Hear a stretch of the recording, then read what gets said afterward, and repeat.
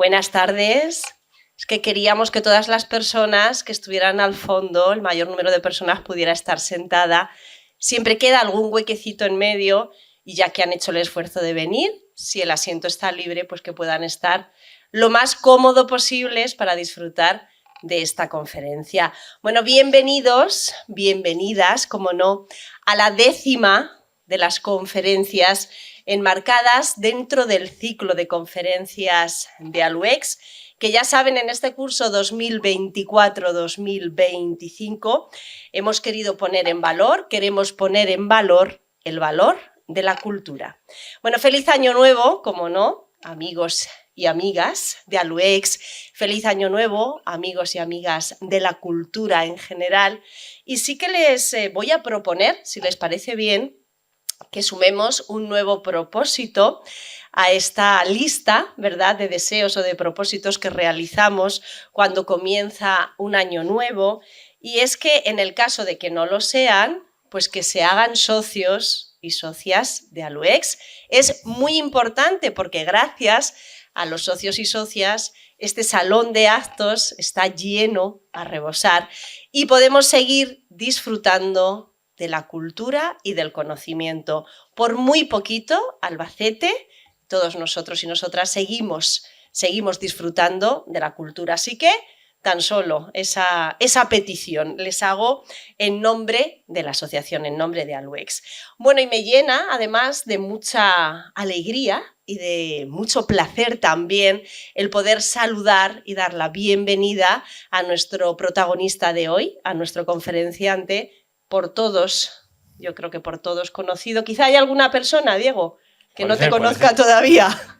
Es posible. Bueno, Diego Quirós, ya lo saben, licenciado en Historia, un clásico ya de este ciclo de conferencias de ALUEX, y en nombre de la asociación, bueno, te damos la bienvenida y te agradecemos enormemente el que nos acompañes, además en este arranque del nuevo año de 2025. Gracias, Diego, de verdad. Bueno, dicen que los lunes en general son complicados, pero que los lunes de enero lo son mucho más, que son complicados y que son tristes.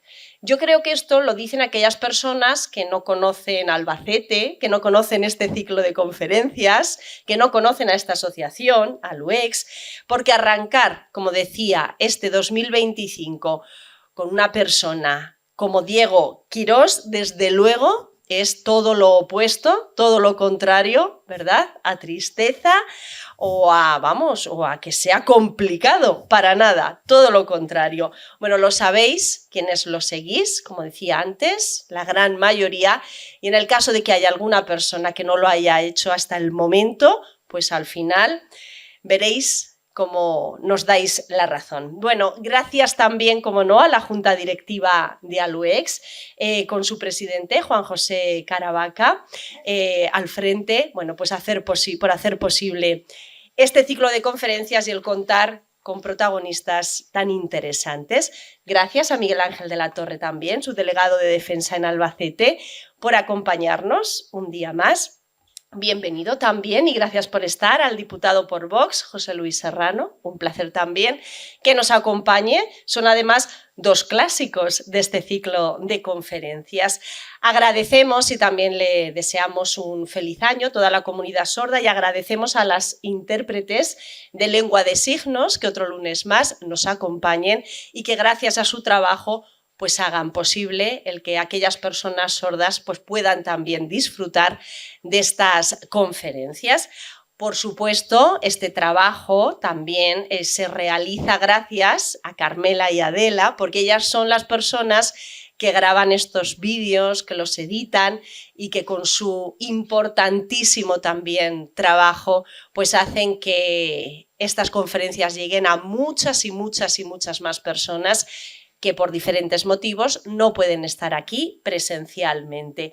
Por supuesto, a otro de los miembros de la Junta Directiva, a Paco, que realiza esas fotografías para las redes sociales de la asociación, a José Luis Manzanares, de Visión Press, que le damos también la bienvenida en este arranque de año y le agradecemos que nos acompañe, como no, estos lunes, ya saben, En la página de Facebook de Vision Press pueden ver todas estas fotografías que se están realizando. Gracias de verdad a los medios de comunicación en general, con esas, especialmente a la Tribuna de Albacete, con esa entrevista que todas las semanas realizan a los conferenciantes. La entrevista con Diego Quirós la pueden todos ustedes leer, si así lo desean, mañana mismo en la contraportada de la Tribuna de Albacete, así como al resto de medios que también se hacen eco de este ciclo de conferencias. Muchísimas gracias, de verdad. Y a todos ustedes les daba las gracias y la bienvenida y las gracias sobre todo por estar aquí, pero lo hago de nuevo. Gracias. Sin ustedes esto sí que no sería posible. Bien, pues con la conferencia de hoy además vamos a abrir ese miniciclo que durante 5 semanas se va a dedicar al arte y en el que nos vamos a ocupar de las venturas y desventuras del patrimonio español. También se va a hablar del lienzo de Don Casimiro, del arte rupestre, de Benjamín Palencia, de este gran artista, y se finalizará hablando del Museo de Albacete. Apasionante, ¿verdad? Sin duda, esta aventura que hoy comienza de la mano de Diego Quirós, licenciado en Historia en las especialidades de Historia Medieval e Historia del Arte por la Universidad de Murcia, catedrático de Educación Secundaria desde el año 2002. Ejerce como profesor de Geografía y de Historia en Educación Secundaria desde el año 1990 y trabaja en el Instituto de Educación Secundaria Bachiller Sabuco de Albacete desde el año 1997. Bueno, ha recibido y también impartido cursos de formación con bastante asiduidad y desde 2005 en concreto colabora como profesor de la Universidad de la Experiencia y con ALUEX desde el año 2006.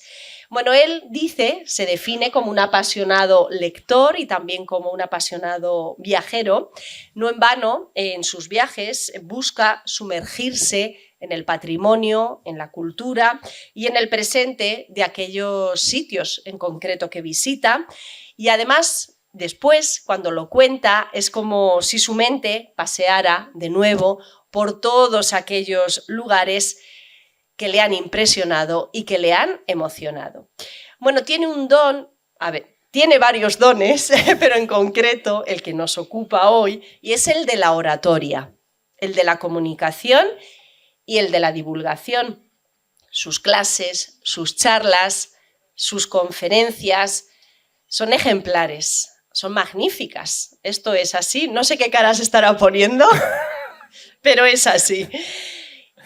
Y yo creo que además de todo esto, la gran riqueza que tiene es que las hace sencillas, amenas y sobre todo entretenidas.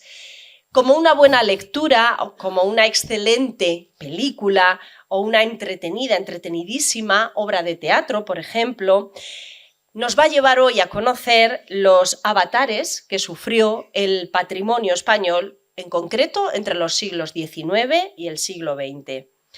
¿Estamos preparados? Yo creo que con esta introducción, ¿verdad que sí? Lo he hecho sobre todo por dar tiempo a que la gente llegara. Que había muchas que me decían que estaban apuradas. Digo, no os preocupéis que os doy tiempo. Bueno, Diego, vamos a abrir los ojos, ¿verdad? Vamos a abrir todos los ojos, también vamos a abrir los oídos, vamos a cerrar la boca y sobre todo los móviles, vamos a cerrar los móviles, porque lo que esta tarde queremos es escuchar a nuestro querido Diego Quirós. Así que, cuando quieras.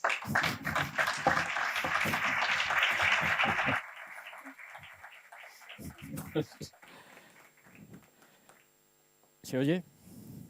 Después de todo lo que ha dicho ya no sé qué decir, ¿eh? Igual os tiro por tierra todas las expectativas. Bueno, la historia que voy a contar hoy es un poco triste, la verdad, porque es la historia de una pérdida de identidad de otras épocas y es algo de, bueno, pues que hay poco lugar para la alegría, pero voy a intentar empezar con ello.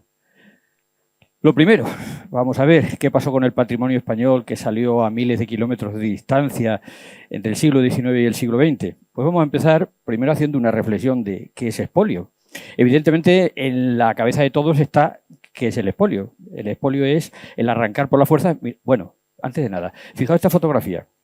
Esta fotografía es de principios del siglo XX y la realidad es que refleja una realidad totalmente distinta a la que tenemos ahora.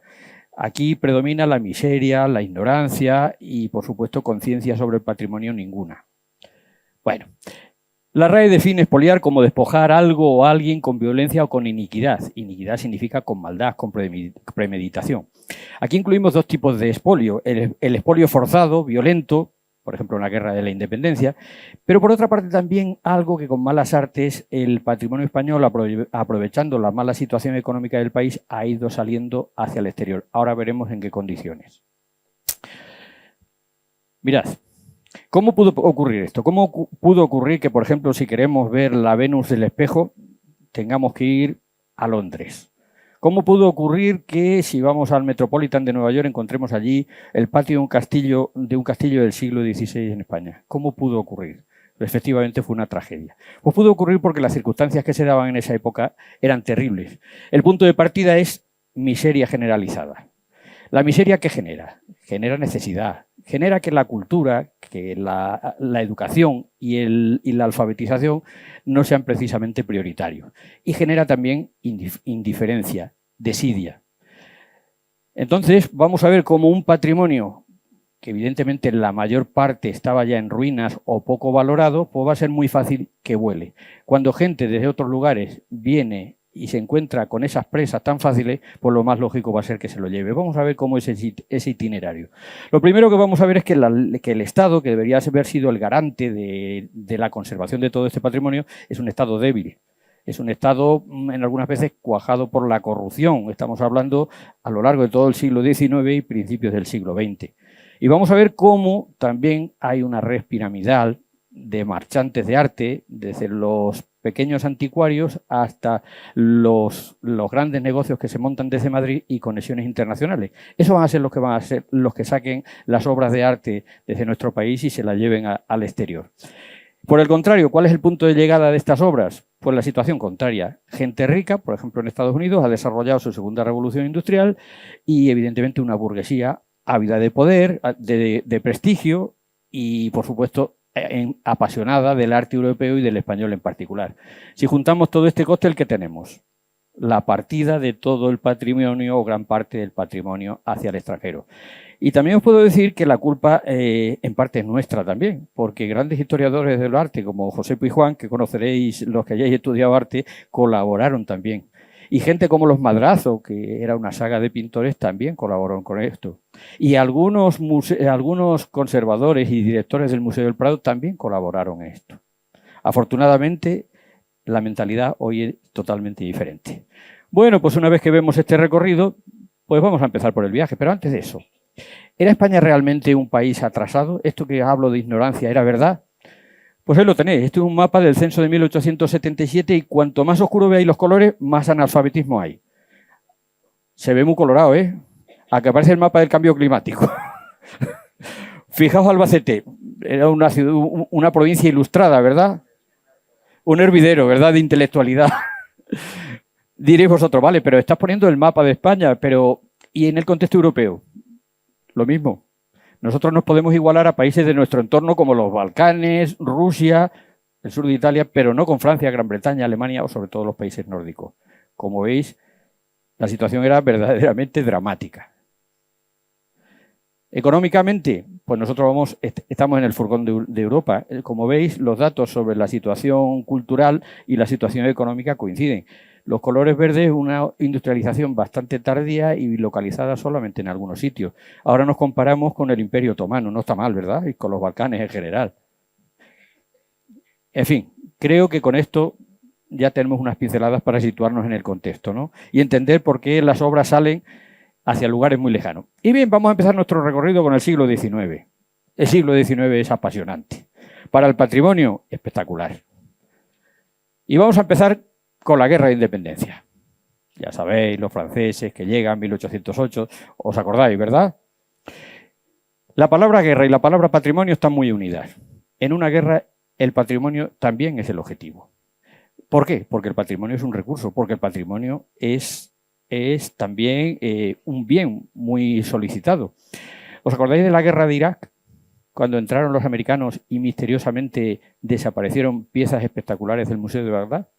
En las guerras, en las conquistas, siempre ha habido rapiña de obras de arte. Que se lo digan a los romanos, que la mayoría de las obras griegas originales las tenemos que ir a verlas a Roma, no a Grecia, ¿no? Bueno, aquí no podía ser de otra manera. Las tropas francesas rapiñaron de arriba abajo toda la península. Ahí tenéis un grabado de un tal Goya, no sé si sonará, que pone así: así sucedió. Y vemos la imagen de un francés golpeando a un religioso y llevándose crucifijos, reliquias, orfebrería, etcétera, etcétera. No era la primera vez que los franceses hacían esto. Los franceses han conquistado ya un gran imperio. A España llegan en el año 1808, pero empiezan en 1796 con Holanda, pasan por Italia y las escenas son las mismas, rapiña. Fijaos solamente en la ciudad de Sevilla todo lo que se lleva. Por cierto, la foto está sacada del ABC de Sevilla y el marquito me recuerda a los 100 montaditos, ¿verdad? Bueno, mirad, solamente de Sevilla 999 obras. Pero, ¿por qué se llevan estas obras de arte? Bueno, pues don José I, ¿os acordáis del famoso Pepe Botella? Dice: españoles, vamos a crear en Madrid un gran museo. No existía el Museo del Prado. El gran museo le iban a llamar el Museo Josefino, un nombre muy bonito, ¿no? Y dice: se expropian muchos monasterios y todas las obras de arte se recopilan en Sevilla, concretamente en los Reales Alcázares. Hay 30 salas llenas de cuadros. El objetivo era llevarlo a Madrid. Pero como la fortuna no le fue demasiado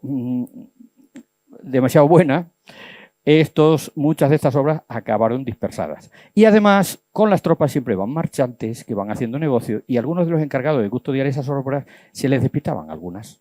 Entonces, acabaron algunas en lugares pues indebidos. Tanto es así que algunos funcionarios, como un Tillat, que se llamaba así ese señor, tuvieron que ser destituidos. Y bueno, José I también regalaba obras de arte a sus generales más famosos. Y ya los generales dicen: anda, pues esto está bien. Dice: pues ya si eso ya me sirvo yo. Y muchas salieron y están o se pusieron en manos de generales. 1000 obras de Sevilla. Afortunadamente, no en todos sitios sacaron 1000 obras, ¿vale? Pero de las provincias más castigadas fue precisamente Sevilla. Y fijaos, de Alonso Cano, de Zurbarán, y esta orla que vemos aquí de hombres ilustres son los generales de Napoleón que más se destacaron en la rapiña. Vaya semblantes, ¿no? Observemos sobre todo este de aquí, que parece que le ha dado algo. Estos son grandes rapiñadores, o como lo queráis llamar. Pero si hay uno que se lleva la palma y que le tendríamos que dar el premio número 1, es nuestro amigo Soult, lugarteniente de Napoleón en España, que, bueno, si le había regalado 5 cuadros José I, él ya se va a encargar de servirse a sí mismo, y este cuadro, la Inmaculada de los Veneralbes, pues se lo llevó. ¿Para qué? Si aquí en España no lo hacíamos caso, ¿no? Afortunadamente, en el año 41, en un canje que tuvo Franco con Petén, esto volvió al Museo del Prado, pero bueno, igual que la Dama del Che, iba en el mismo paquete. Pues aquí tenemos a nuestro amigo Soult, el campeón. La guerra no había acabado y cuando la fortuna les adversa a nuestro amigo José I, tiene que huir y en la batalla de Victoria se enfrenta a las tropas de Wellesley, el duque de Wellington. Esa batalla es decisiva, se da precisamente en las afueras de Vitoria el 21 de junio del año 1813. El día anterior ya una gran comitiva había logrado cruzar la frontera con Francia, pero cuando José I ve que está perdiendo, tiene que salir corriendo, sale por patas, como decimos popularmente, y se deja una larga fila de vehículos, de carromatos, de aproximadamente 18 kilómetros. Y ahí hay obras espectaculares. ¿Qué se sacaban de España? Moneda vieja, duros de plata, de oro y, por supuesto, obras de arte. ¿Qué hizo el duque de Wellington con este botín? Lo mandó a Londres para ponerlo a salvo. No está mal, ¿no? No le vamos a echar la culpa. Cuando su hermano catalogó las obras y dice: pero macho, ¿tú has visto lo que hay aquí? Y dice: esto es una pasada. Y dice: no, pues esto no es mío, esto es de España. Le mandó un WhatsApp a Fernando VII y le dice: Fernando, esto no es mío, lo custodio y dime cómo la mando a España. Ya sabéis que Fernando VII es uno de los reyes más inteligentes que hemos tenido, ¿verdad? ¿Qué le dice Fernando VII? Te la has ganado, macho, para ti. es para quedarse con la boca abierta, ¿verdad? Pues eso ocurrió así. Así fue. Esta obra no se sabe en qué momento salió. La Venus del Espejo había sido tradicionalmente del Duque de Alba. Fernando VII le había obligado a vendérselo a Godoy, estaba en casa de Godoy junto con las dos majas de Goya. Y no se sabe en qué momento, pero esto se pone a la venta y aparece en Londres. Y de Londres en 1906 pasa a la National Gallery. ¿Alguna obra más? Perdonad. Esta, el aguador de Sevilla, iba en el equipaje del rey José, en aquello que capturó en Vitoria el duque de Wellington. ¿Y después de la guerra qué? Pues el Congreso de Viena determina que los franceses tienen que devolver todas las obras de arte.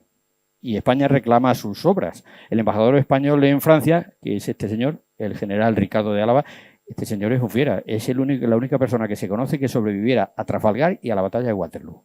Ahí donde lo veis. Pues este era embajador en París. Y le dice, oye, trata el asunto a ver qué pasa con las obras de arte. Y entonces se entrevista con Luis XVIII y le dice Luis XVIII, rey de Francia, a la sazón. Dice, ni me opongo a que se lo lleven, ni os lo voy a devolver.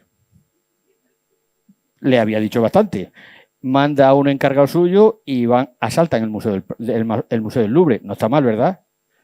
Se llevaron el primer día 3 o 4 cuadros y los franceses opusieron resistencia. Claro, el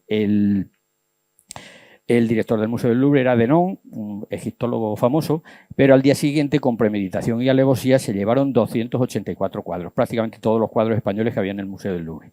Los que estaban en colecciones privadas, ahí no fue posible recuperar nada. Y le nombraron académico de Bellas Artes, claro. Pero eso con poderío, ¿eh? Entrando no compró de entrada, ¿eh? Bueno, hemos acabado con la Guerra de la Independencia. Qué bien, tranquilidad. No, las desamortizaciones. Dicho rápidamente, ¿qué son las desamortizaciones? Pues la expropiación de las tierras de clero. ¿Hace falta dinero? El gobierno está en plena guerra carlista, necesita mucho dinero para pagar todas las deudas que tiene y para que le sigan prestando. ¿Y qué se les ocurre?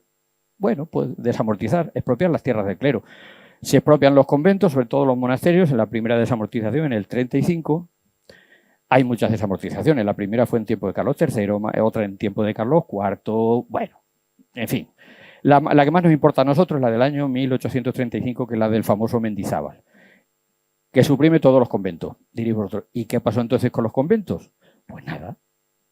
Los monjes se fueron a su casa, si la tenían, y las obras de arte, ¿qué hacemos con ellas? Pues habrá que hacer algo. Se crean unas comisiones provinciales que se encargan de custodiar el patrimonio. Gente presuntamente ilustrada son las que se van a encargar de controlar las obras de arte, los libros, etcétera, etcétera. ¿Pensáis que pasó así? Pues en la provincia de Albacete me parece que empezó a ser efectivo unos 100 años después, lo de la comisión.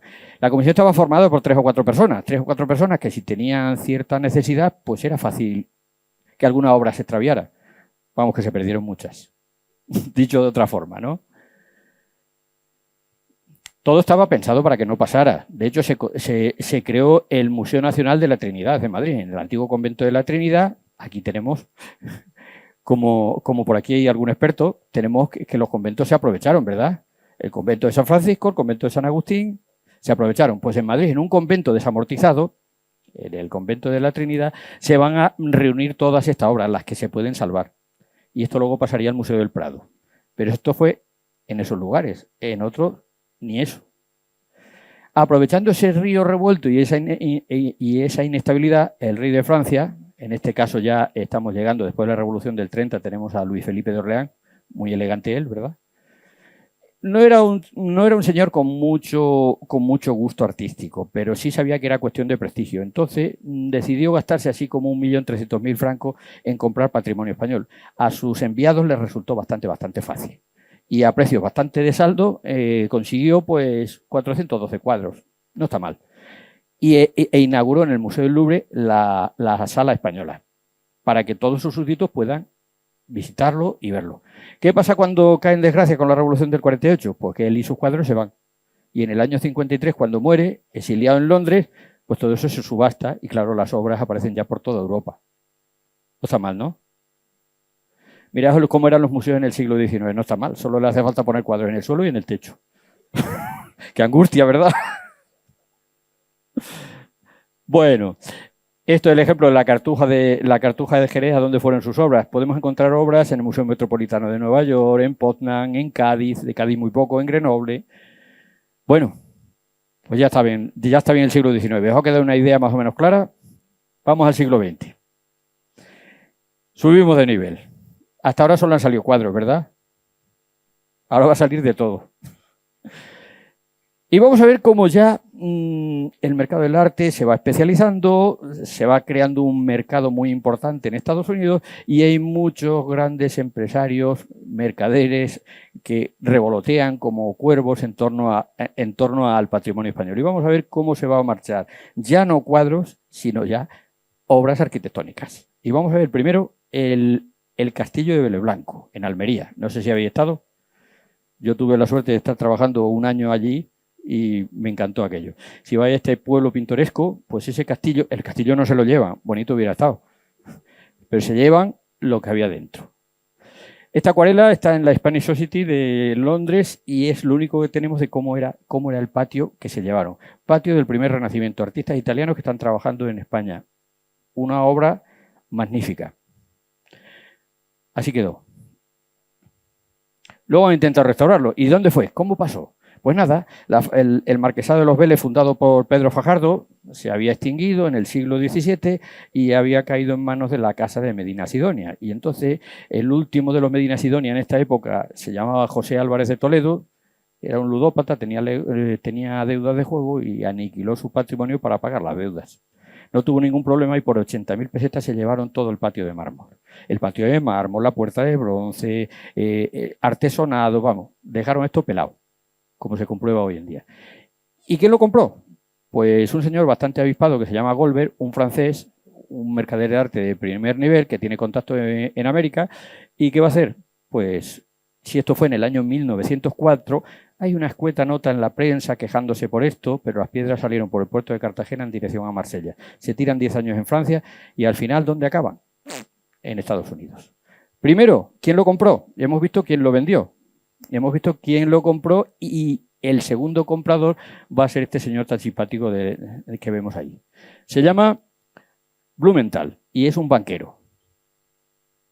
Y va a montarse una casita pues muy discreta, una humilde morada que vemos ahí en el centro de Manhattan y ahí montó en el patio del castillo de Vélez Blanco. ¿Qué os parece? No está mal, ¿no? Esta casa no existe, fue demolida en el año 51 y este hombre legó todo su patrimonio al Museo Metropolitano de Nueva York, que es donde podemos admirar esta obra hoy en día. Cuando yo estaba por allí trabajando, en los años 90, este era el aspecto que tenía el patio. Ahora ya lo han arreglado un poquito. Menudo cambio, ¿no? Este es el patio en el Museo Metropolitano de Nueva York, que no lo montaron igual, pero bueno. Le falta la parte de arriba, la balaustrada. Este es el lado este, en la actualidad, en el museo. El lado oeste. ¿Veis alguna diferencia? Esto es el juego de las 10 diferencias. ¿Notáis alguna?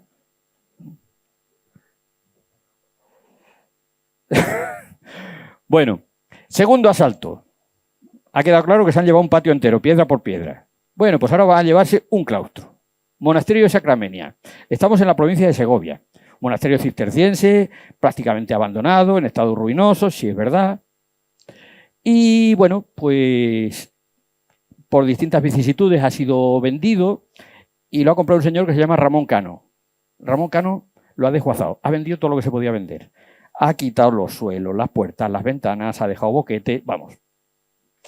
Y este señor solo le faltaba ya por vender lo que quedaba del monasterio, ¿no? Entonces lo van a comprar y va a aparecer en Nueva York. Pero vamos a ver cómo dentro de Estados Unidos y dentro de estos nuevos compradores multimillonarios hay también rivalidad entre ellos. Hay dos hombres que se están disputando a ver quién tiene más. Uno es William Randolph Hearst, el famoso periodista, magnate de la prensa. Y el otro es Rockefeller. ¿Os suena de algo? Rockefeller, de la empresa de petróleos, de la compañía de petróleo, ¿no? El hijo. No Rockefeller, el muñeco de Mari Carmen y su... No. Bueno, entre los dos hay una rivalidad. A ver quién logra hacerse con mayores piezas. Y bueno, simultáneamente vemos este señor que es un escultor francés que se llama Georges Barnard, perdón, francés no, americano, pero que está trabajando en Francia, que empieza ya, como lo de la escultura no le va muy bien, está empezando a llevarse claustros enteros desde Francia. O sea, como veis, en todos sitios cuecen habas. Bueno, pues este señor quiere hacer un museo con claustros que está recopilando por Europa, pero no tiene dinero ni fuerza suficiente. Entonces va a entrar en contacto con Rockefeller y va a construir lo que andando el tiempo será el Museo de los Claustros en Nueva York, que no sé si lo conocéis.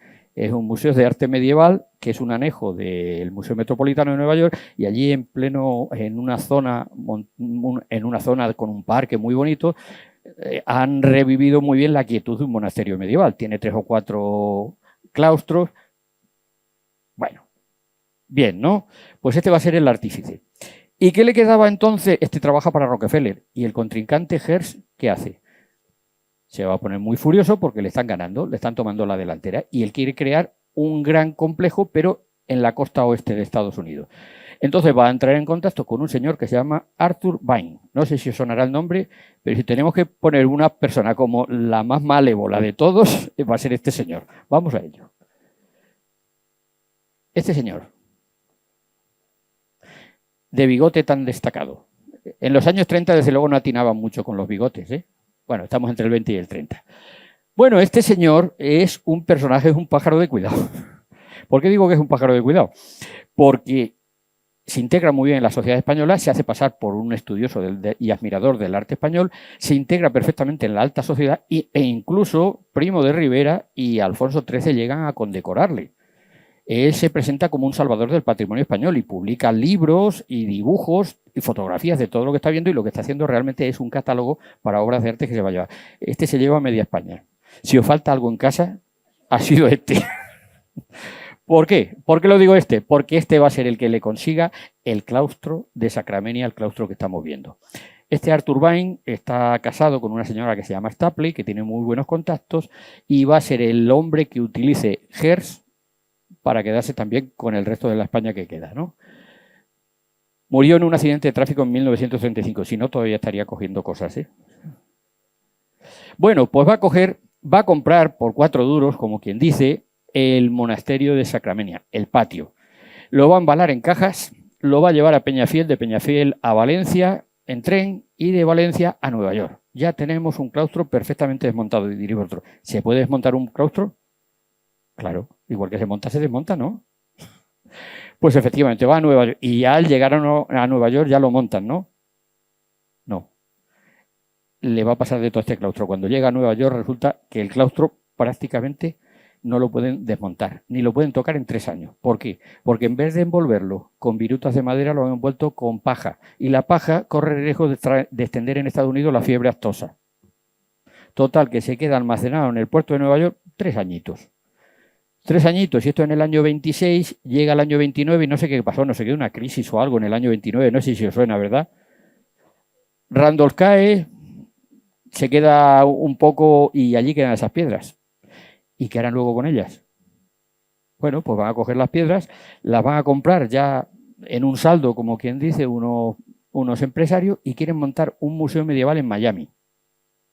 Un sitio muy adecuado, de mucha tradición medieval, como todos sabéis, ¿no? Allí, en vez de cipreses como el ciprés de Silo, pues palmeras, ¿no? Y gente haciendo surf al lado del monasterio, ¿no? Pues allí se monta. Es que quiere crear una especie de parque temático de la Edad Media, y aquello es un fracaso. En el año 1952, 1962 tienen que cerrar. ¿Y qué va a pasar con esas piedras? Pues se las van a ceder a un monasterio para que por lo menos las aproveche. Y esto es lo que tenemos. Y esto, o sea... Ahora. Perdón. Estoy yendo al revés. A ver. No. Ah, sí, aquí. ¿O no? Es que no es el mío. A ver, ya no sé si... Ah, espera. Ahora. Estábamos aquí. Bueno, no estoy muy seguro. Aquí. Aquí.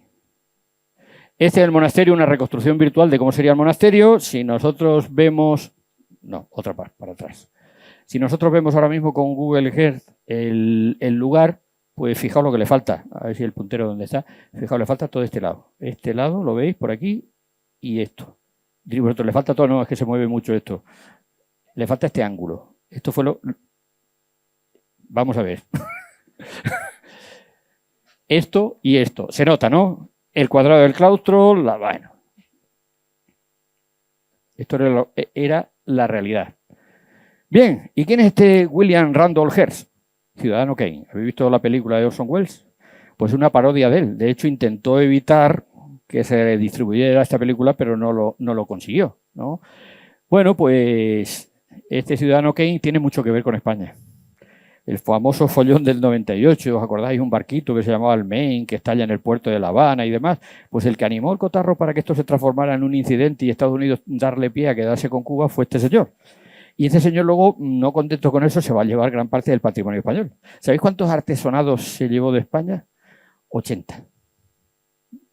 Y si queréis ver gran parte de estas cosas, se hizo una morada megalómana en California, se llama el Castillo de San Simeón, luego lo buscáis en Google, Castillo de San Simeón. Y allí tienen una cosa extraordinaria, que es un pastiche de todo. Gran parte de lo que se llevó lo encontramos por allí. Pero tenía varias residencias, era un hombre muy caprichoso.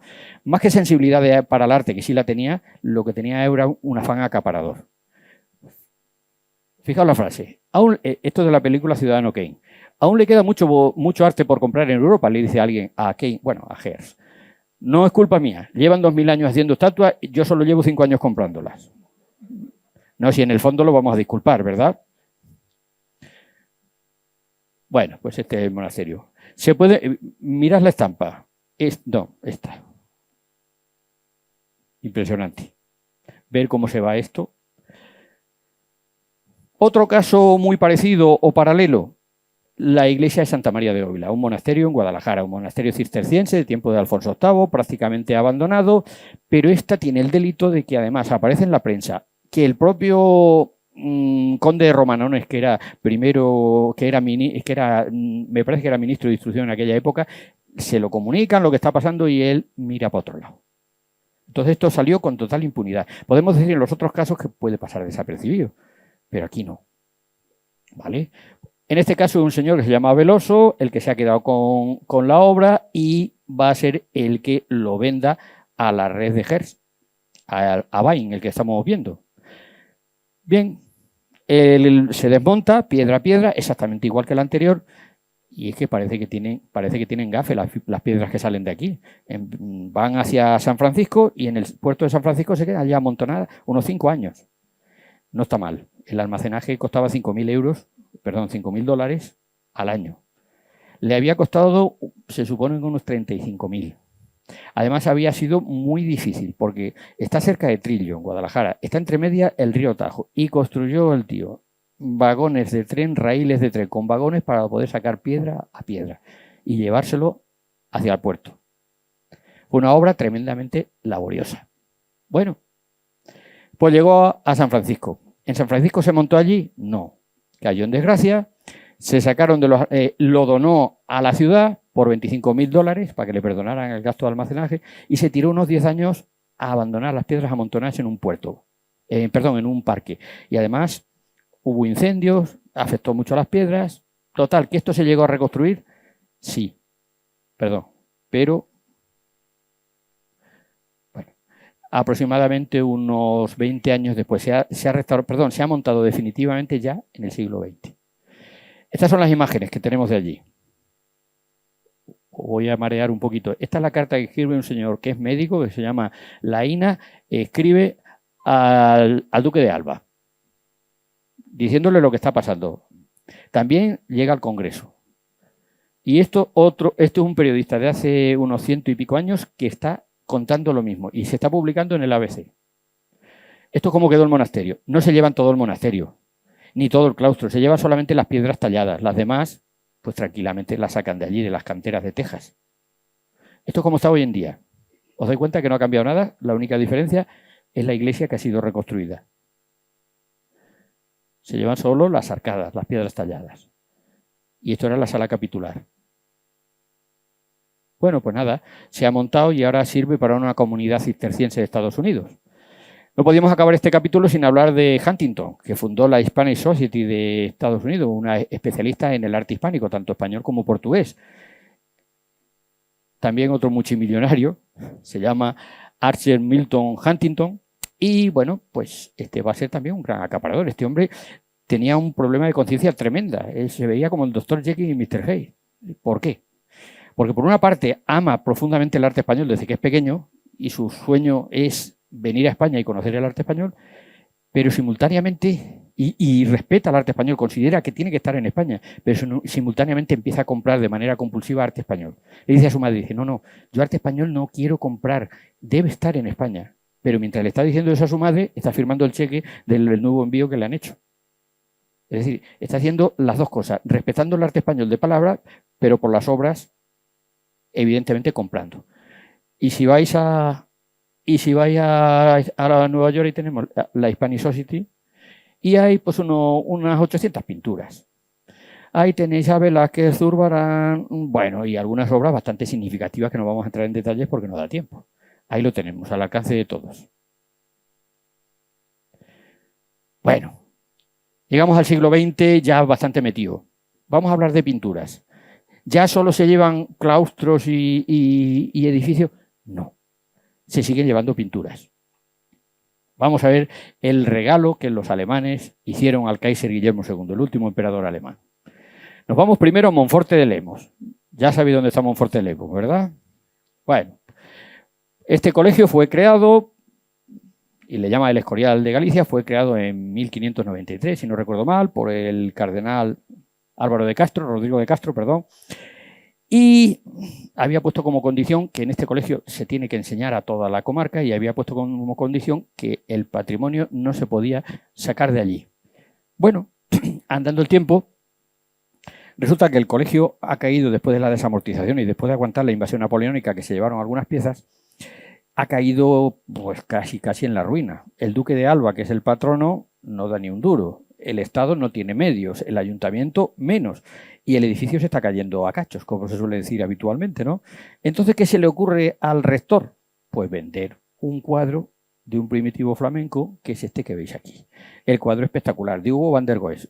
Van der Goes pinta en la segunda mitad del siglo XV y es el digno continuador de Van der Weyden y de los Van Eyck. Es una tabla, vemos el óleo sobre tabla, espectacular, se nota ya que es de la segunda mitad del siglo XV porque aparece el Rey Mago Negro. Hasta entonces, este que veis aquí, el Rey Mago Negro aparece a finales del siglo XV, principios del siglo XVI. Antes no se usaba. ¿Vale? Fijaos qué adoración más espectacular y fijaos lo que se logra con el dominio del óleo. ¿Qué os parece? Una pasada verdaderamente, ¿no? Nos acercamos un poquito más. Mirad cómo está tratado San José. Es que está casi pelo por pelo. No se lo habían llevado los franceses porque el cuadro es una tabla de 2 metros por 1,5 de alto y eso, claro, no era fácil de transportar y porque estaba en una capilla muy oscura. Bueno, un gran debate. Sale a la prensa, los eruditos locales dicen que de ninguna de las maneras se puede vender esto. El rector dice que se va a vender porque no hay otro remedio o que le arreglen el colegio. Llega al gobierno. El ministro del Interior da orden al gobernador provincial para que esa obra no salga de allí y dice, bueno, pues se va a hacer una subasta. Cuando los periodistas van a ver la subasta, dicen, no, aquí no hay ninguna subasta. Se ha subastado, pero solamente con un pujante, el gobierno alemán. Ha pagado 1.270.000 pesetas aproximadamente, con diferencia en la obra por la que más se ha pagado. Ahora el pueblo se niega a que se vaya de allí. Hay un tira y afloja. Llegan incluso a ofrecer la obra al Estado que la compre por la mitad de precio. El Estado dice que no. Al final, con malas artes, el gobierno que estaba diciendo que no salga la obra, al final, el conde Romanones, a la sazón primer ministro, dice, haced lo que queráis con la obra. La obra, de manera furtiva, por la noche, salió al extranjero. Y ahí lo tenemos, que es la joya en Berlín de la Gemäldegalerie. Por cierto, que una exposición en el año 2023 sobre todo la obra de Van der Goes, que es un pintor que es una pasada. Era muy parecido a Van Gogh en el sentido que tenía problemas de desequilibrio mental, intentó suicidarse varias veces pero trabajaba de manera fenomenal y ahí lo tenemos. Fue la estrella. Era un trístico y le faltan, ¿veis que están por aquí las bisagras? Pues le faltan las dos obras, los dos laterales que se lo llevaron los franceses. Por cierto, en el contrato de venta había una promesa. Los alemanes tienen, esto fue en el año 1913, van a entregar aparte del dinero una réplica. Cuando nadie lo esperaba, se presentan los alemanes con su copia. Perfecta. Y ahí lo tenemos, si lo queremos ver, no tenemos por qué ir a Berlín, allí lo tenemos, ¿no? San Baudilio de Berlanga. Una obra espectacular. ¿Dónde se encuentra? Pues en un pueblo perdido de Soria. Tú ves esto por fuera. Perdona, ya estamos otra vez. Tenía que haber hecho un cursillo antes. Ves esto por aquí y dices, pues vaya edificio más anodino, ahí no hay nada, ¿no? Entras dentro y te encuentras una joya. Es una obra única, no hay nada parecido en ningún lado. Estaba cuajado de pinturas, pinturas al fresco. Ya sabéis, las pinturas al fresco se hacen sobre la pared. Y se llama al fresco porque está todavía el enlucido húmedo para que cuando seque la pintura se integre. ¿Se puede llevar eso? Hombre, no se puede, ¿no? Tendrían que llevarse el muro entero, ¿no? A la vista está, ¿verdad? Pues sí, efectivamente. Esto es una reconstrucción virtual de cómo sería la ermita de San Baudilio de Berlanga. Y esto, si vais viendo cada una de las obras y dónde está, pues Museo de los Claustros de Nueva York, Indianápolis, Museo de Boston, algunos quedan allí, Museo del Prado, Cincinnati, etcétera, etcétera, etcétera. ¿Y cómo se lo llevaron? Pues un italiano que se llamaba el Marqués de Secosuero había sacado una técnica para desprender el fresco. ¿Y cómo se hacía? Eso se llama el strappo, en italiano significa arrancar. Sobre la obra, al fresco, le ponían una gasa, una tela, le echaban una cola muy suave y cuando eso fraguaba solo tenían que tirar de la tela y la pintura se venía. A hacer el proceso contrario de cambiar de soporte y poner esa pintura en otro lado, simplemente es con habilidad hacer lo mismo. Esto se llama el strappo y fue un estropicio. Las pinturas más famosas que conocemos en España, pintura románica, de la de San Clemente de Taúl, están en Barcelona, pero por esta técnica. Y menos mal que se las llevaron allí porque si no hubieran salido al exterior. Pues aquí pasó exactamente lo mismo. Fecha fatídica, 24 de abril del año 1926. El Tribunal Supremo, o su equivalente en aquella época, sentenció que la Iglesia podía hacer lo que quisiera con esa obra porque era, perdón, los vecinos podían hacer lo que quisieran con esa obra porque era de su propiedad. A partir de ahora, hasta que no haya una ley de patrimonio firme como la de 1933, se puede hacer lo que se quiera. Por ejemplo, la iglesia de Santa María de Mur, esta es una reconstrucción actual, la arrancaron y se la llevaron entera. Luego España consiguió, ya veremos distintas circunstancias, que le devolvieran parte de las pinturas de San Baudilio de Berlanga. Y está ahora mismo en el Museo del Prado. ¿Qué os parece? La boda de Caná, la curación del ciego. Bueno. Bien, la última obra que oficialmente salió de España. Ya no os voy a cansar mucho. Ya está la ley de 1933 que protegía la ley del Tesoro Nacional. Ya no puede salir ninguna obra, está prohibido. Bueno, pues no exactamente. Iglesia de San Martín de Fuentidueña, en la provincia de Segovia. Una iglesia románica, es verdad que estaba arruinada, que se usaba. Esta es la situación actual, ¿eh? ¿Qué os parece? Bueno, pues esto fue ya en una fecha tan tardía como 1957. 12 de julio se firma un acuerdo por el cual el régimen de Franco, el gobierno de Franco, cedía esa obra protegida a Estados Unidos. ¿Por qué? Ahí tiene que haber una explicación. Pues muy sencillo.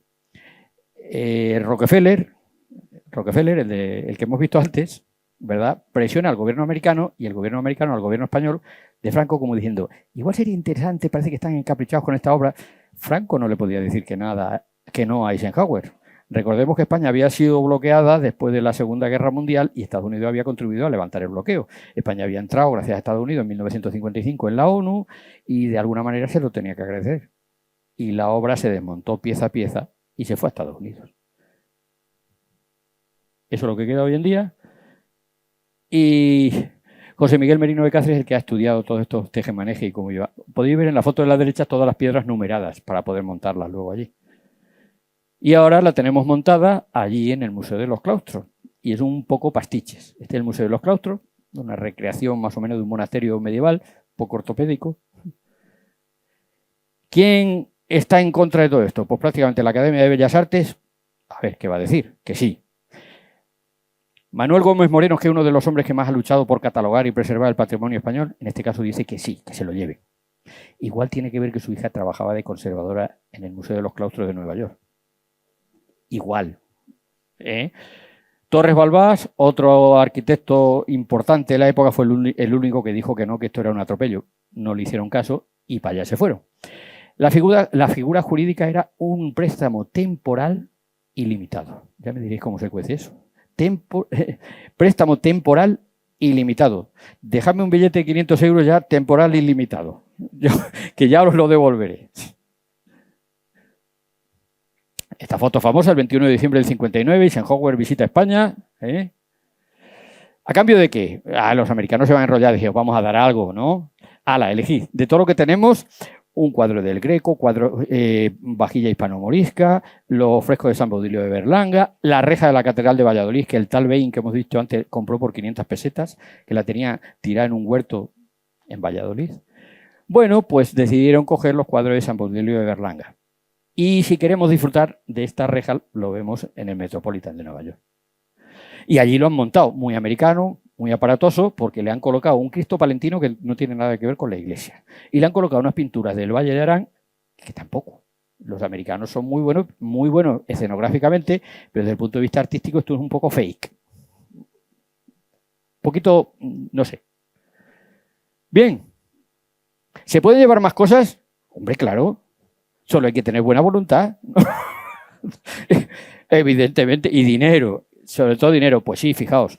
Artesonados mudéjares. Bueno, lo de mudéjares, no todos los artesonados son mudéjares. Pensamos que tradicionalmente se ha dicho que son mudéjares, pero solo por la decoración geométrica, pero muchos son más castellanos que mudéjares. Bueno, pues de estos salieron de España aproximadamente 80 que se llevara Gers y otros 20 o 30 que estuvieran por ahí.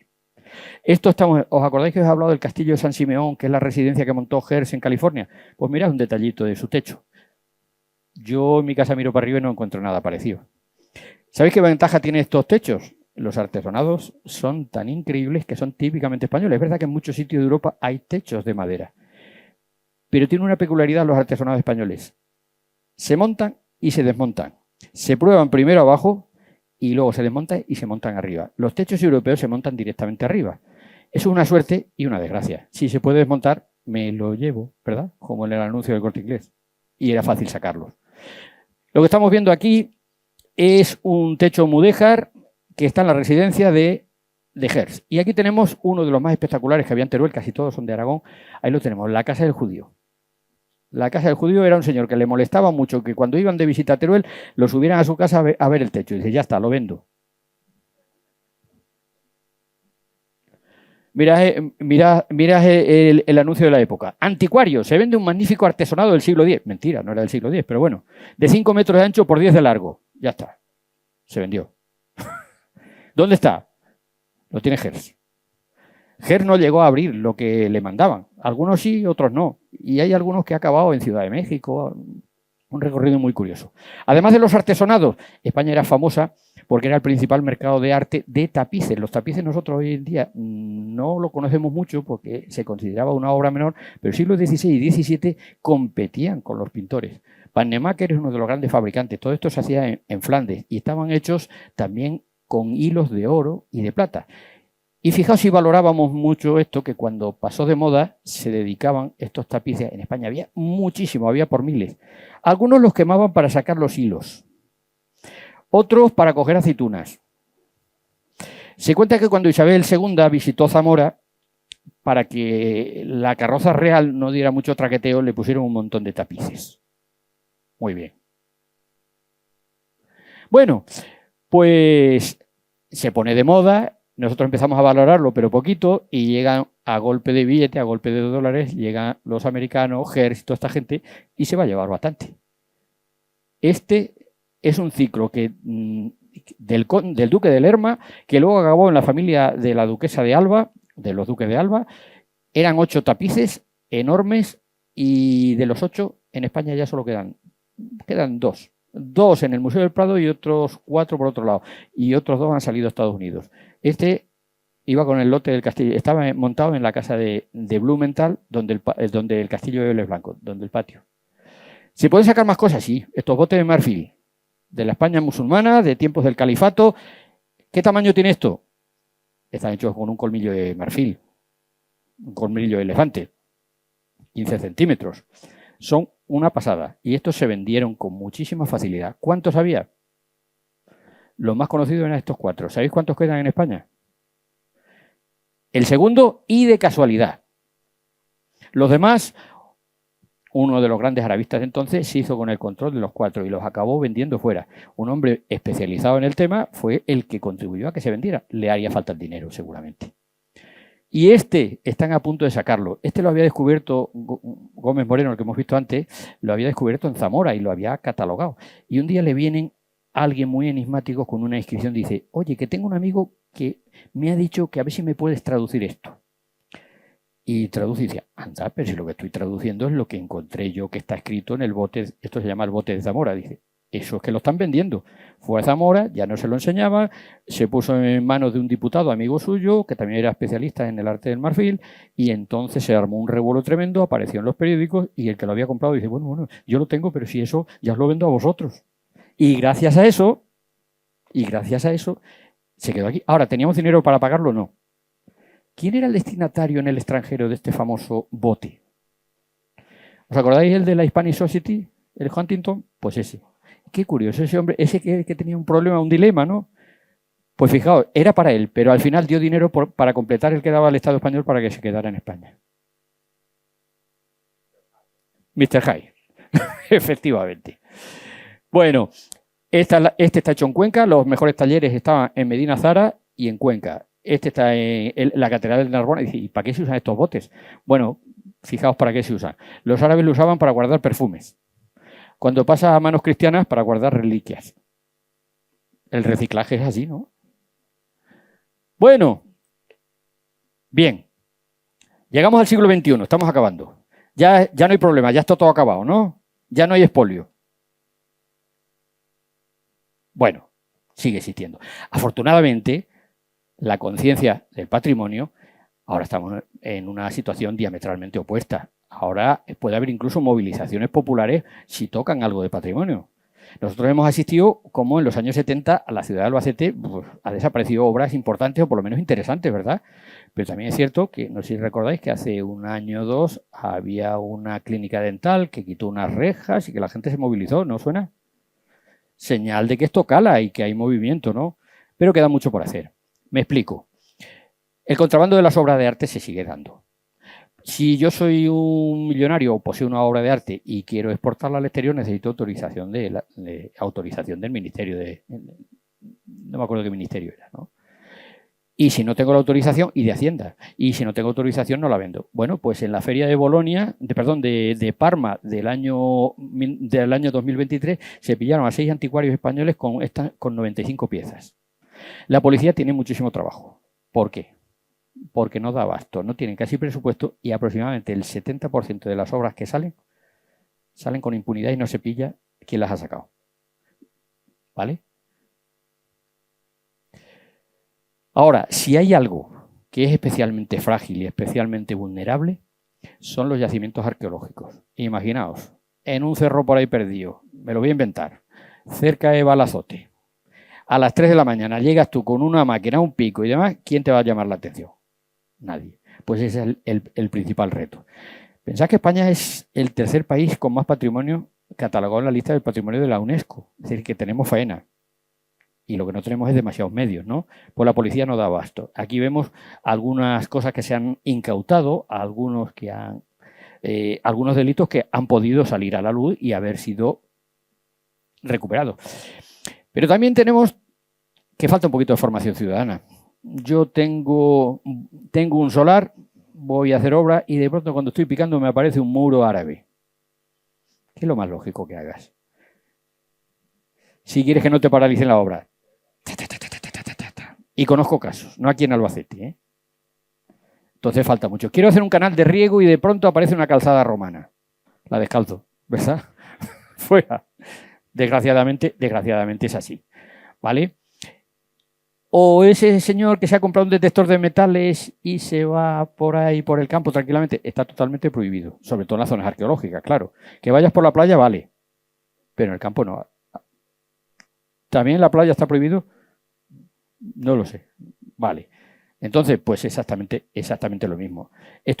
Yo tenía un amigo arqueólogo que lo que hacía es en algunos yacimientos es echar chapas de cerveza para volver locos a toda esta gente. Pero es difícil de pillar.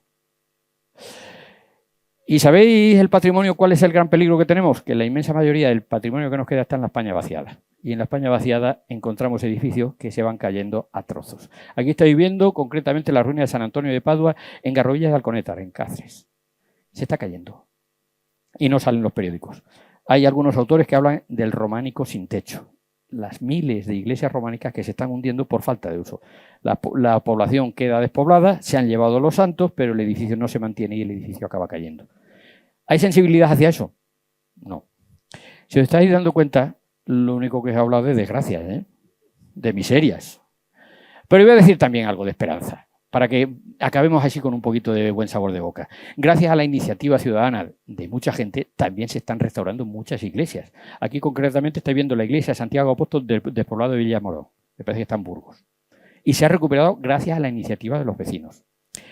También os puedo hablar del monasterio de Medina de Río Seco en el norte de la provincia de Burgos. También se ha restaurado, concretamente por una iniciativa de una optativa que sacaron en el Instituto de Recuperación del Patrimonio. Y se ha puesto en valor y ahora mismo recibe muchos visitantes y aportaciones de la gente y se está recuperando. Ahora, ¿se puede recuperar todo? No, pero tenemos que implicarnos más. Hay una asociación que se llama Hispania Nostra, es una asociación privada que tiene una lista de cómo está el patrimonio español y va catalogando en función del riesgo y del peligro toda España. En rojo son las obras que están regular, tirando a mal. Y lo verde aquellas que estaban en rojo y están haciendo alguna mejora. Si queréis meteros en Google, es un mapa interactivo, ponéis Hispania Nostra, lista del patrimonio y os sale este mapa. Predomina los tonos verdes, ¿verdad? ¡Qué barbaridad! Bueno, también es muy escandaloso porque los iconos son muy grandes. Bueno, ya para concluir, ya no os canso más. ¿Qué solución queda? ¿Va a volver esto alguna vez? Lo que se ha vendido y la venta ha sido legal, es evidente que solo depende de la voluntad del propietario. ¿Los museos americanos van a devolver las obras? No habéis tardado en pensarlo, ¿eh? Evidentemente no. ¿Pero hay alguna alternativa? Pues sí hay alternativas. Alternativas de hacer una copia. Hoy en día existe la posibilidad de hacer una copia digital. Diréis, pero no es lo mismo. Claro que no es lo mismo, pero menos en nada, ¿no? Os voy a poner algún ejemplo. Esta es la iglesia de Santa María de Muro, esa que os dije que con la técnica del estrapo se habían llevado al extranjero, ¿no? Así es como luce hoy. Se ha hecho una copia exacta, milimétrica, se ha digitalizado y se ha reconstruido totalmente. Prácticamente el proceso ha sido casi ir pegando folios, pero el resultado es espectacular. ¿Con qué nos quedamos? ¿Con eso o con nada? Algo es algo. Otro ejemplo. En 1916, me parece que fue, salió de una localidad, el monasterio de Belpuig, me parece que está en Lérida, salieron 4 sarcófagos que fueron comprados por 15.000 pesetas. Un señor local, se llama Santes Cases, compró las obras y las vendió y salieron al comercio internacional. Están en el Metropolitan de Nueva York. Bueno, pues la última decisión que se ha hecho con dinero de la Generalitat de Cataluña, del Ayuntamiento, de la Diputación, ha sido digitalizar los 4 sepulcros y se están montando, van poquito a poquito. Han empezado por el más fácil, este que estáis viendo aquí. Ese era tal y como está en el Museo de Nueva York, tal y como estaba, y concretamente hace muy poco, el 5 de julio del 23, se ha montado el primero de los 4 sepulcros. Los duques de Urgel pueden descansar ya tranquilamente. Todos apariencia, solo se ha escaneado por fuera, por dentro no, ni por detrás, pero da el pego o no. Bueno, y ya la última, y con esto acabo de verdad. ¿Os acordáis del patio del castillo de Vélez Blanco? Bueno, pues hay un proyecto bastante avanzado de la Junta de Andalucía para reconstruirlo. Está digitalizado desde hace bastantes años. Desde el año 2005 es titularidad pública. Y hay un proyecto en marcha que es para restaurar toda la estructura y el último paso es rehacer con técnicas digitales. Ya sabéis que ahora mismo coger un trozo de mármol, meterle una máquina y un programa 3D y te saca la pieza exacta. Está digitalizado y el proceso es hacerlo. ¿Qué es lo que pasa? Que es muy caro, es muy costoso. Y están diciendo, ya veremos, ya veremos, ya veremos. Han prometido que se va a hacer, pero ya veremos. ¿Vale? Pues nada, solamente era esto.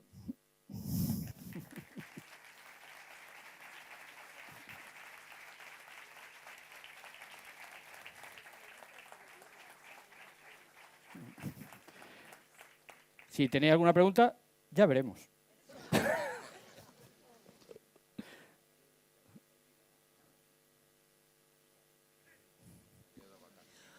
Diego, solamente, ¿te parece poco? Solamente era esto. Bueno, quizá tengamos un poquito de tiempo para alguna pregunta, así que quien desee formularla, que levante la mano. A ver cómo estamos, mucha gente. ¿Por ahí? No, ¿Sí? no. ¿Sí? ¿Queréis hacer alguna pregunta? ¿No? A ver. ¿Sí? Venga, por aquí. Hola, Diego. Buenas. Hombre. ¿Qué tal? Oye, ¿qué podemos hacer? Esto ya se han ido, esto vamos a hacer lo que se pueda, pero ¿qué se puede hacer con el castillo de Chinchilla? Ahí tenemos tela. El castillo de Chinchilla sería impensable ahora mismo reconstruirlo tal y como estaba. Para empezar, había una torre espectacular que saltó por los aires cuando los franceses iban en retirada, en la guerra de la independencia. Eso sería imposible. Y lo de dentro, se está tratando el tema, pero no hay solución, ni se sabe muy bien qué puede pasar. Yo hay ciertas cosas que no tocaría. Ya veremos.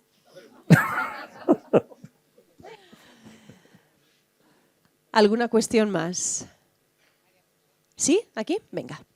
Entonces, en el Museo de Nueva York, ¿qué se han llevado? ¿Media España? Sí, está muy bien, porque allí lo ves todo junto. Es como si vas a Terra Mítica, ya no tienes que ir a Egipto ni a Grecia, lo tienes todo allí bien. Joder, madre mía. Desgraciadamente es así, en Nueva York encuentras bastantes cosas, pero afortunadamente tenemos tanto que nos queda todavía mucho. Había un corresponsal de guerra en la Guerra Civil Española, un corresponsal inglés que decía que los españoles tienen tanto patrimonio que llevan siglos quemándolo y todavía les queda muchísimo. Madre mía. Pero sí es verdad que hay joyas que tenemos fuera y que evidentemente no van a volver. Pero sí, que si vais a Nueva York vas a ver muchas cosas. Es que en Estados Unidos a principios del siglo XIX había verdadera pasión por el arte español. Vaya, vaya. Nos lo han Sí. quitado todo. Sí, claro. Bueno, se lo hemos dado nosotros también. También tenemos nuestra culpa. Nos lo hemos dejado quitar, ¿no? Sí. Nada. Ve. ¿Alguna cuestión más? ¿No? Venga, Venga, a ver. vamos, por aquí. Animarse. Vamos a ver. Tengo unas referencias de que después de la guerra, ¿conoces algo de las obras del maestro de Albacete que estuvieron en Murcia en un almacén mucho tiempo, varios años, hasta que fueron rescatadas y han sido restauradas? Las obras del maestro de Albacete, que se dice que hay 4 o 5 tablas aquí en la capilla de la Virgen de los Llanos. Hay 5 tablas en Letur, uno en Alcaraz y Las otro de en Letur las Chinchilla. conozco. ¿Sabes algo de esto? De datos de aquí de Albacete no he investigado nada. Pero todas las guerras son tremendas y Albacete perdió durante la guerra bastante patrimonio. Las llamas de cómo quemaban el retablo de Chinchilla, se veía el humo desde Albacete. Y aquí se quemó muchísimo. Era simplemente, estábamos en la zona de la República y las iglesias se transforman en almacenes, en establos. Y si se ha conservado esas obras del maestro de Albacete, es puro milagro. Porque me consta que varios particulares, de manera anónima, sí recogían las obras para preservarlas. Pero eso es una casualidad también que se haya conservado. ¿Alguna duda más? Que aprovechar. Claro. la circunstancia. No siempre tenemos a Diego Quirós aquí para No, hombre, no. responder. De hecho, yo me voy a ir dentro de un rato. Por eso. Quizá hay mucha gente y les da vergüenza. Bueno. Sin vergüenza, Ah, sin venga, vergüenza. por aquí. Bueno, muy bien, Diego. Se nota que controlas y dominas el tema. Has hablado de que Franco a Eisenhower le regala un Bueno, cuadro y se tal, lo presta. o se lo Se presta. lo presta para siempre. Pero hay que recordar que también en épocas muy recientes, y si no, no nos tenemos que ir al Metropolitan Museum en Albacete, por ejemplo, en el año 1974 se derriba un edificio emblemático de Francisco Jareño, natural de Albacete. La audiencia. Sí, con un piso El añadido convento. luego de Baldomero Pérez Villena. Mm. Se derriba y se destruye y desaparece el edificio del Banco Central. Que era Las precioso. reconstrucciones interiores, por ejemplo, que se han hecho de las salas o de los salones del Gran Hotel, se destruye o se derriba otra vez el Capitol, el Cine Capitol, en fin. Y no quiero, por no entrar en polémica, pero simplemente mencionar que hace el año pasado, pues el pavimento original del pasaje Lodares, Se el levantó. original, pues se levantó. Esas consideraciones. Muy bien.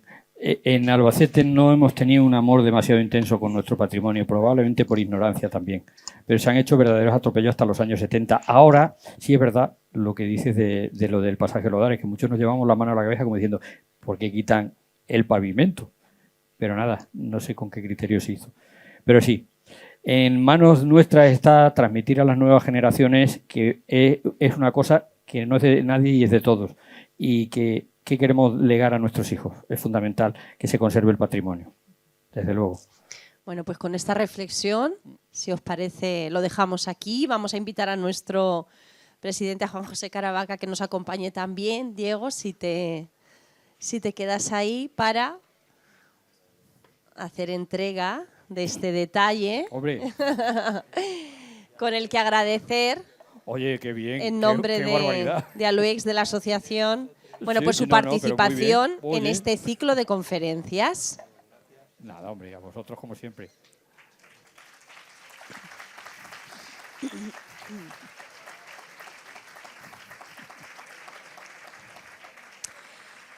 Bueno, y amigos amantes del arte, nos vemos el próximo lunes 20 de enero en la segunda de las conferencias comprendidas en este miniciclo.